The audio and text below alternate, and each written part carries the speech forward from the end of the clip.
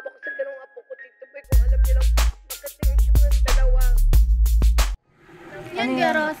Wala, ito. Kaya tano in action with Boy Abunda. Sa anak niya, hindi ako papayag makuha niya pa yun. Maganda to. Nalagyan po sa mga bata na yun.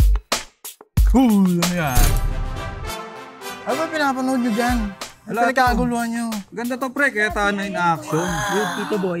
With Boy Abunda. Maganda yan ah. Ano ba ang topic nyo ngayon? Wala, pre. Ito nga eh. Yung nanay, iniwanan yung mga anak niya sa lola.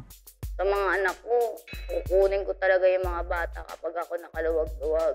Ngayon, ang gusto niya, bawiin na yung mga anak niya dun sa lola. Eh di ba karapatan naman niya bawiin kasi mga anak niya naman yun.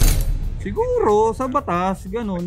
Kasi yung lola, may kakayahan siyang buhayin yung mga bata. Higit pa doon, siyempre. Mas mapapabuti yung lagay ng mga bata kaysa dun sa nanay na mapupunaan lang din. Gusto kong bumawi ng nanay kasi malay mo, mapag-Japan, nakaluwag-luwag na. Gusto nang bumawi sa di ba? Dapat patunayan mo muna na karapat dapat ka na ulit para doon sa mga bata. Hindi lang kasi parating yung anong karapatan ko eh.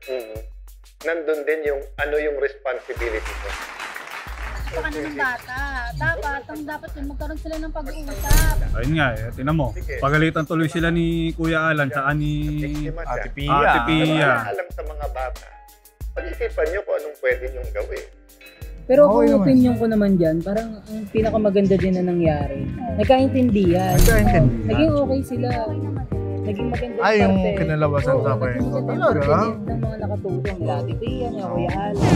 Boy, Tito no? Boy. Yan, Tito Boy Yun yan ang eh. pinakamahalaga. Ayun yung maganda dito sa show na Kaya Tano in Action with Boy Abunda. Okay Bukod pala yan. sa magagaling yung mga host, talagang May mapupulot na aral. sila. Tsaka yung mga totoong nasa batas talaga na legal, napapayo din yun. Oo, yun ang maganda dito. Kumbaga, Maganda yan, maganda.